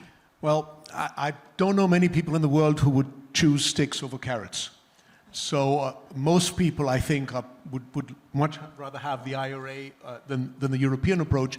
But at the same time, you support a carbon tax, which is a stick. I'll come to that, because I think it's also a good moment to take a cool-headed approach, cool-headed judgment and an overall view of what the European Union has done right or wrong. And I would put it to you at this point, there's 3 or 4 things that it did get pretty well. I think one is to set a very clear, high level of ambition and structure it in a way that it's readable by companies and business. And that is a good thing. The second thing is to provide a stable framework for companies to invest long term. Because one part is clearly technology, another part are the preconditions going to be there for my investment to pay out 10 years from now? Okay? The third thing is we broke the code, it's both good and bad, on putting a price on carbon. And it took us 15 years, and it's hard, and it's painful, but it does spur innovation in a stick way, but it does spur innovation as well. And you're talking about the cap and trade in Europe when you say that. And of course. And the last thing that Europe, I think, has done is create a framework about how we connect with the rest of the world. Because let's not forget, Europe is 7% of world emissions, the US is another 12, 13. So we're collectively, if we both get it together, we still haven't solved 80% of the problem. And the issue is, nobody I know likes CBAM, and nobody knows exactly how it will work. But somehow we have to find a way to have, if not a level playing field, a way to connect to each other and talk to each other and compare. So I think these are the things that Europe did right. Having said that, Europe is not flexible enough to cope with the shocks that came its way. Ukraine was a shock that's led to structurally high energy prices. That's a big drag. The IRA was a shock, because when your major industrial trade partner does carrots and you insist on sticks, that creates more tension. Can you talk about that a little bit more? That's interesting, because this is a panel on global cooperation. So do sticks and carrots, they don't really go together? Is that what you're saying? I think or everybody's flocking to the U.S.? Well, yeah. Let me put it this way: we have to find a way to make it work, And I know technically it's very hard. I know governments are talking about it, but it's not just the US and Europe. Again, collectively, we have to find a way to make it work with the rest of the world as well. And that conversation is only starting. So if you look at what Europe has achieved so far, we are bending the curve on emissions far more than anybody else so far, but we are doing it at a big cost. Because right now, European energy-intensive industry is facing an existential crisis. And the reality is we're not as much decarbonizing as we are deindustrializing in Europe. And so there has to be a way to address those trade issues in a way that makes sense. And I hope we can come back to discuss how we go about that. Yeah, why don't we dive into the CBAM, as it's already been referenced several times in the panels that I've been listening to ahead of this. Andrés, you were going to say. No, I was just going to say, I think Dimitri said a lot of truths, but I think that in Europe, you really have the problem of the Russian gas and having been so dependent on it. And so your energy-intensive industries are really suffering. So I completely agree with what you're saying. But I mean, I think part of it is just that your source of fuel, was so affected by the Ukrainian crisis, because you do have the European Green Deal. And Europe had many more subsidies over time for green power than the US did, And so, because I remember when the IRA came out, I was at Davos and there was panic at the time. And they asked me what I thought. And I said, look, prior to this, you were always saying the Americans aren't doing anything. You're not pulling your weight. So then the Americans come out with something. So it's damn if you do, damn if you don't. They said, well, what should we do? And I said, well, you have to come up with a European Green Deal of some kind. So, I agree with what you're saying, but I'm just saying that the European problem, I think, is not a problem of the renewables as much as it is that you lost a primary source of cheap energy, an enormous yes one. and no. The IRA is a great thing for the planet, and I wish we had IRA as well. Mm-hmm. Having said that, the reason most European companies are now investing more in the US and outside of Europe is not just the energy price, it's the prospect of paying a full carbon cost. So what's They happening can avoid now, it by going to the US, is what you're saying. Sorry? They can avoid it by going to the US instead of paying. And elsewhere as well. But one question, if you start producing cement in the US and you have a carbon border tax, you haven't evaded it because you have your clients in Europe which still need cement that passes those rules. Because we have I think the largest green hydrogen project in the States. And so there's been a lot of discussion, what is green hydrogen? And one of the things I've been saying is that, look, our green hydrogen definition has to be close to that of Europe. So you can load up a tanker in New Jersey and send it to Rotterdam. Because otherwise, you're not going to have a tradable good. So just by that, and I do think that if you take Europe, plus the United States, NAFTA, because really it's one market, Japan, Korea, Australia, we're 40% of GDP. So the truth is the sort of liberal democracies world still carries an enormous amount of sway in the world economy if we can cooperate. We've hijacked your discussion here. You have to keep us in. I want to bring in Axel to this. Yeah, I mean, but it's also interesting. You might need to sit in between them. One is completely forgetting and that these challenges have to be taken into account what's happening else in the world. I'm not talking about Africa because they are responsible for only 3% of the emissions. But take Asia, and particularly the coal exit. And I think this is one of the things where we need to collectively start thinking. We can now bickering between the US and Europe. But if you are looking at the amount of increases of coal consumption, just to say, take Indonesia in the last 2 years, 60% increase. China's increase was in gigawatt more than the total installed capacity in Germany. So this is enormous dimensions. And when you are looking at the coal exit, we did once an estimate. It's already 2 years old, so I don't have, but that is higher now. But it was at that time about $13 trillion only the coal exit to pay that for the next 20 years. Mostly in China, 10. But if you are looking how quickly the coal installed capacity and consumption is going in Indonesia, Vietnam, India, and so who's kidding who here? Because that is what we need to confront collectively. there is, of course, an enormous discussion by countries that they say, well, we would also like to develop and we would like to have the right to have cheap energy. But if you do that, this has massive consequences for the population. And I think we need to think about it. What is the deal, actually, on this? And it's actually interesting, maybe I'm wrong, but if you're here at 90,000 people in the expo, what is actually interesting is that I feel Asia is very absent. I mean, if you say, and so where one of the biggest problems are, we don't talk. And I think that is actually concerning. Can I defend Asia? Yes, go ahead. No, I would just say, look, where's the biggest renewable build-out happening? It's in China. Yeah. And India, the turnaround that Modi did to set goals of, first it was 200 gigawatts, now 400 gigawatts. So I agree with what you're saying. In fact, we put up a demo of energy storage in Delhi because when Modi came out with his goals, we had operated for 20 years in India. There's no way you could put those renewables on that grid and have it work. So we put up that demo, and they're probably going to do like $50 billion worth of energy storage to make it work. But I'll just give them some credit for how much they've made this change. No, I don't want to diminish this, but there is, on one hand, is a huge buildup of renewable, and it's very desirable. At the same time, we shouldn't also minimize the challenge of the coal exit. And I think right now there is no coal exit.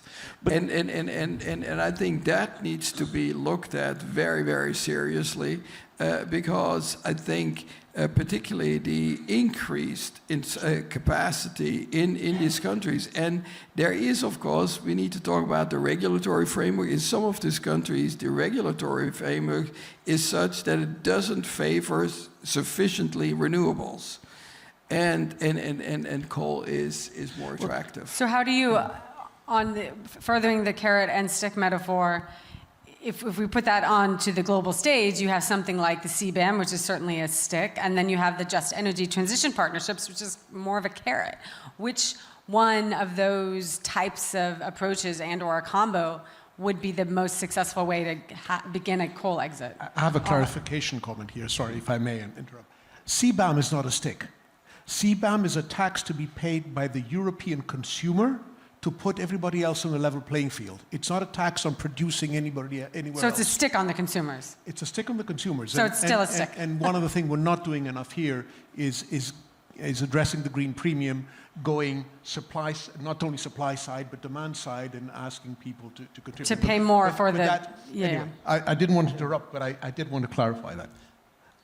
Axel, I think I think that the jet bid is an important idea to see how you can bring actually the international community together with certain countries, where providing also public and private money for this. I just don't want to underestimate if you are looking at the current experience with some of the jet bids that. It is not completely working. And I see this as partly on the regulatory.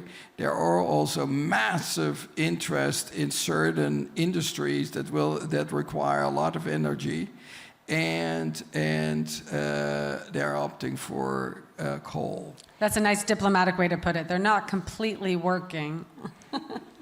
Axel. Or sorry, no, I just Andrés, I want to just clarify one point, because I agree very much with what you're saying. And my big concern is, we can all drive electric cars and buy renewables. And if you had the build-out of the power plants that were programmed for India, it wasn't going to make a difference in the climate, and we are in a crisis. But I think there's a technical problem, just so we're clear, that they have to solve. Because renewables are intermittent. And the big problem is, how are you provide energy, what's called the shoulders, when the sun's not shining, when the wind's not blowing. And that's why they're building these coal plants. Because right now, battery technology, there's not enough of it. There's not long duration. We have problems building transmission. And there's different availability. So I think really what we need is a technology that can provide the dispatchable energy on these off times. And really studies, because for example, take Europe. Europe has sun in the south and wind in the north. By building transmission, you can get a lot more juice out of your renewables that way. And the States, the same thing, but building transmission is tough. But that's why I think we also need new ways of using electricity so to make it more efficient. I think AI is going to bring us with many tools. But just to bring it up, I mean, the problem that the Asians have is you have, it includes Vietnam, we've operated there, that how do you, it's just not a matter of the renewables. It's a question that the renewables don't completely solve your problem. That is correct, but you can also you can exploit gas as a transition fuel. You can actually have in the hydro industry like a lot more pump storage. I know for a fact, having worked there, there are more possibilities on pump storage. That decisions are extremely slow and it could be exploited. So there are some alternatives out there. The problem is that this is, the dimensions are so big that one actually has to consider this as a matter of urgency, because we can talk about a lot of things, how you bring some energy in Africa, but that is ultimately not the problem for the world. Yeah. Dimitri? Just wanted to say, I agree technology long-term is a solution, but just saying technology will solve a problem is not good enough. We need to take urgent action to agree on a global language, global standards, global way of talking. You mentioned an example. I think we should generalize that. We do not have a language with which to communicate across borders right now. The financing needs and of these makes your 50 billion, with all due respect, look like peanuts. We need trillions and trillions. And if we don't engage meaningfully with the private sector and don't help the private sector have a real business case, which means the consumer has to be in or not as well. If we don't leverage the private sector to the tune of trillions of dollars and give them a real business case in the developing world as well as the developed world, this ain't going to happen. And we're nowhere near that sort of scale. Well, here you can start. And I mean, you mentioned it earlier. I think we need to have a much more hard discussion about subsidies, harmful subsidies. They go in the trillions. And it is not... To be clear, you mean the fossil fuel subsidies? Yeah, for example, which you can also see in certain agriculture areas where they are harmful, you could repurpose. But what do you say in the countries where there's protests when those subsidies are proposed to go away? Clearly, look, we are not in a world of easy trade-offs. I mean, we will have to decide. You cannot, on one hand, see there are the problems of climate change, and it has consequences. So I think, but it's sometimes say, well, we need to have a tax here or something else, and I think you need to start thinking, are these subsidies, can they be repurposed and reduced or eliminated? And I think there is much more scope. I think that there should be much more of a global discussion about this. Even if you here see it is still, it's mentioned marginally, the bank, the fund, the OECD, they have made studies about it. There's more potential, and I think that's worthwhile actually discussing. Andrés? I just want to say that, again, I don't see any way of getting to our climate goals without new technologies. And I'm not talking about nuclear fusion. I'm talking about things which right now are in the drawing boards or that we're laying out. So one, for example, transmission is the big constraint. Okay, my company, we have the biggest dynamic line rating project in the US. That allows you to put more electrons on the same existing transmission lines. In Europe, we have, there's a project in one of our subsidiaries. It's already being implemented to bring the wind from the North Sea down to Bavaria on existing power lines. See, because electricity is a weird system. It's actually, you have to produce the real demand, but you have to have infrastructure for the peak, whether that peak is 1 hour a day, 15 minutes, or 8 hours. So most of our transmission lines are actually underutilized. They're at 50%. So this basically is using batteries. It's sort of the Airbnb of transmission lines. But we need so many things like that. We need so much better systems of dispatch, of use. There's such a waste of energy that we have. One of the previous panels mentioned, electric cars versus internal combustion engines. Well, they lose 80% of their energy. So what I'm saying is I agree, we can't wait 10 years, 20 years for nuclear fusion. There's a lot of things that are a lot closer, 2 to 5 years, and I don't think they're enough part of this discussion. Yeah. We tend to talk about it when it's billions, but we're not talking about what's going to help us get there. I like the Airbnb of transmission lines. You should... Yeah. Can I offer one other high-level thought? We cannot solve the climate crisis by just addressing the climate crisis. We have to address a triangle, in my mind, that says climate crisis in one corner, sufficient and affordable energy in another corner, green, and growth and competitiveness in another corner. Because we're not going to get our societies to play ball on this if we just do climate. And we're not going to do climate if we don't have sufficient energy. And we have to find a way to address all three corners of the triangle at the same time, and it makes the problem even more difficult. But we can't solve climate just by addressing climate. That's a very prominent topic in Africa. I was at the summit, the first climate summit in Nairobi in September, 30 years too late.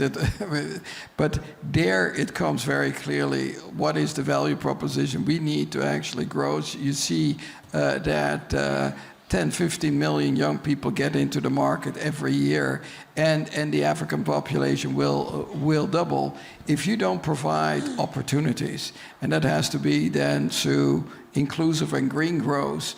I think this needs to be taken together.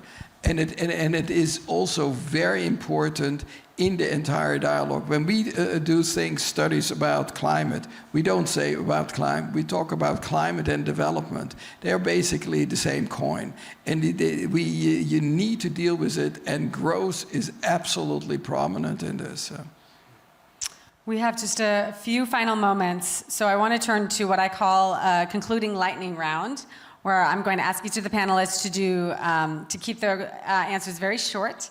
And do a word association. So tell us what the first word that pops into your head is when I say the following phrases or words. And the first one is China. Geopolitical tensions. Okay. Risks and opportunities. Find a solution.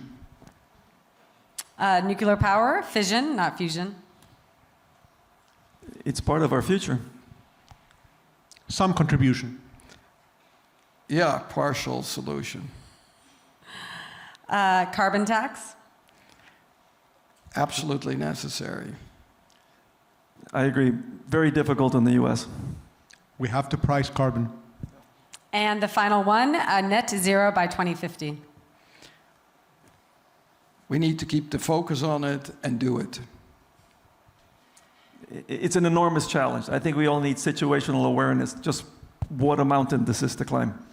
To quote a communist leader 100 years ago, I'm an intellectual pessimist, but an optimist of the will. That is a great way to end. I want to thank our panelists and the audience as well.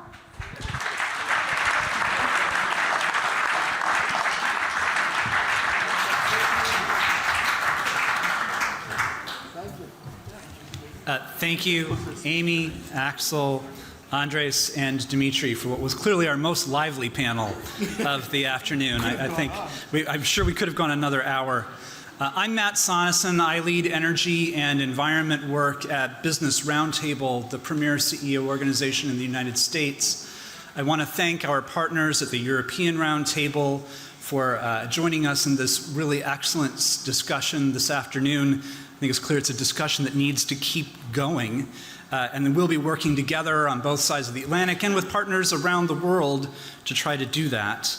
As we look at Paris, that was a COP about setting goals. Here in Dubai, this is a COP about execution. How far have we come? How much further do we need to go? And no one is executing more or better than the business leaders we heard from today on both sides of the Atlantic and around the world. We heard about the challenges that we're facing in this massive clean energy transition, just how big it is, the supply chain challenges that we need more of everything, from critical minerals and strategic materials to components that are difficult to produce but are in high demand, to getting different pieces of those supplies to the right customers and the infrastructure that's needed to do it. We heard about the challenges of doing this not only in developed economies where most of our members have their headquarters, but in developing economies where many of them also have serious business operations. And we heard about sometimes the challenges of policy that stand in the way, particularly in the permitting space, that slow down the very policies that other incentives are trying to move faster. We also heard about some solutions. We heard about technology solutions, information technology that help us to count and measure what we're doing better, energy technology solutions when it comes to clean hydrogen, when it comes to electrification and more. And we heard about policies that we need to be more supportive, predictable, and reliable, as well as market-oriented, not too complicated, so that we can actually deliver on those policies over an extended period of time. This is not a challenge that will be solved in the next decade. It will literally take at least till 2050 for us to move in this direction. So thank you everyone for being a part of this conversation. Thank you for helping us to remember that it's not just about the climate, it's about the economy. If we don't do this in a way that brings everyone along and grows economies, we won't get there, I think, as Dimitri Papalexopoulos said there at the end. Thanks all, have a great evening. We'll look forward to those of you who are joining us at our reception this evening.